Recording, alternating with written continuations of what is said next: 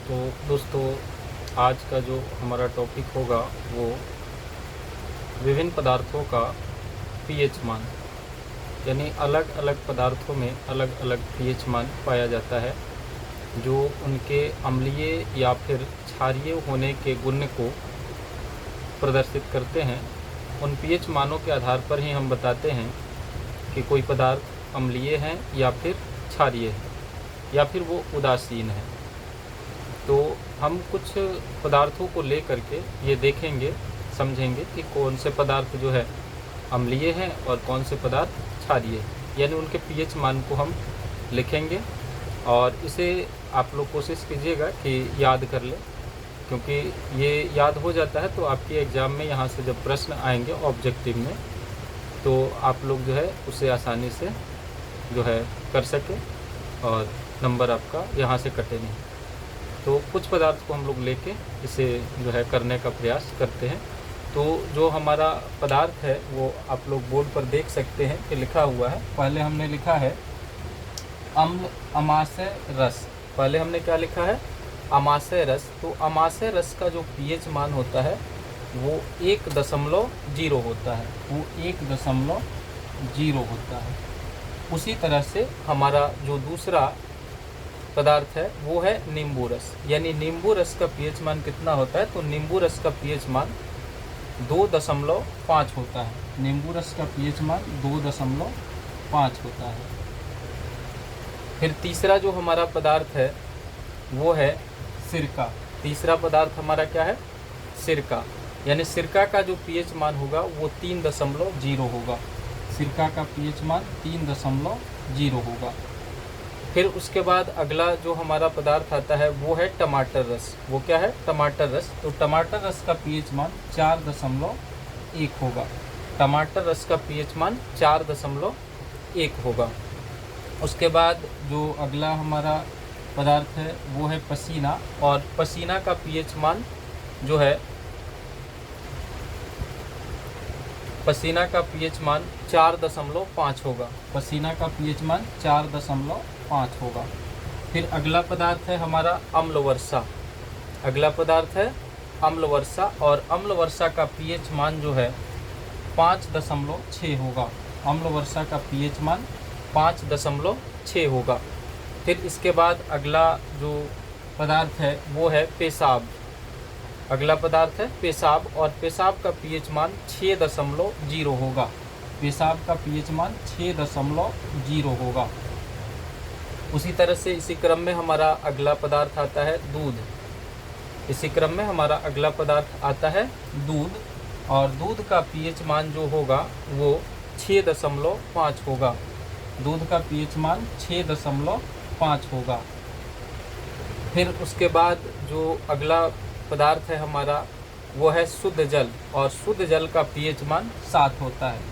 शुद्ध जल का पीएच मान 7 होता है, या 7.0 भी हम लोग बोल सकते हैं कि 7.0 होता है। तो अब यहाँ पर रुक के थोड़ा सा चीज़ों को समझेंगे और फिर हम आगे लिखे पदार्थों का जो है पीएच मान लिखेंगे। तो 0 से लेकर जो है 7 तक जो पीएच मान होते हैं, उन पीएच मानों के अंतर्गत जो भी पदार्थ आते हैं उनको हम लोग ये मानते हैं कि उसमें जो है अम्लीय गुण पाए जाते हैं, तथा 7 से अधिक पीएच मान वाले जो पदार्थ होते हैं उन पदार्थों में हम पाते हैं कि उनमें क्षारीय गुण पाए जाते हैं। अब रही बात कि 7 से नीचे और फिर जो है 7 से ऊपर, तो 7 से ऊपर जो पाए जाते हैं उनमें तो क्षारीय गुण होगा, और 7 से जो नीचे पाए जाते हैं उसमें अम्लीय गुण पाए जाते हैं। लेकिन यहाँ शुद्ध जल का जो पीएच मान है वो 7 है। तो 7 को हम किस में रखें? तो 7 को हम लोग कहते हैं कि वह जो है उदासीन होता है। जिसका भी मान पीएच मान 7 होता है वह क्या होता है? उदासीन होता है। तो जो शुद्ध जल है जिसका पीएच मान 7.0 या फिर 7 है, तो इसको हम लोग उदासीन विलयन भी कहते हैं।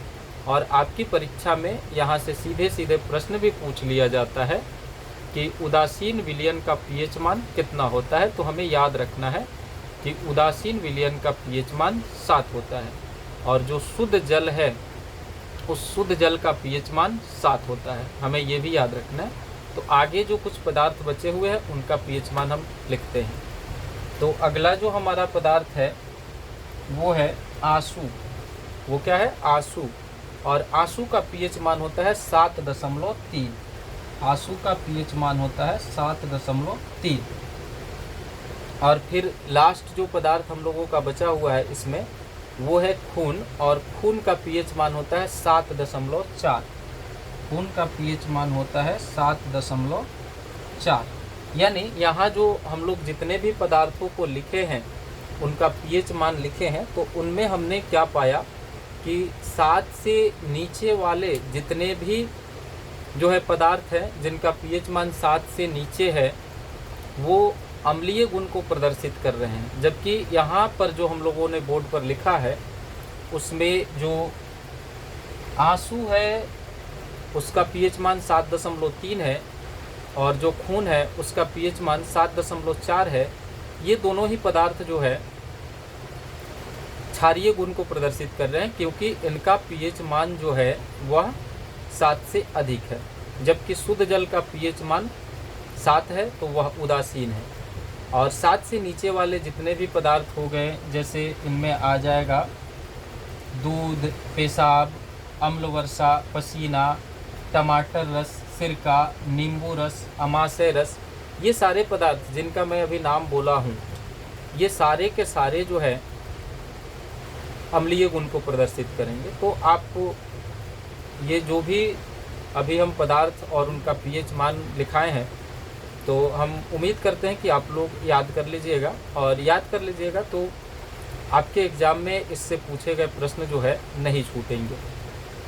तो आप लोग याद कीजिए और एग्ज़ाम में जाके लिखिए। और वीडियो में अगर किसी तरह की कमी होती है तो आप लोग कमेंट के माध्यम से उसे बता सकते हैं, निश्चित रूप से उसमें सुधार किया जाएगा।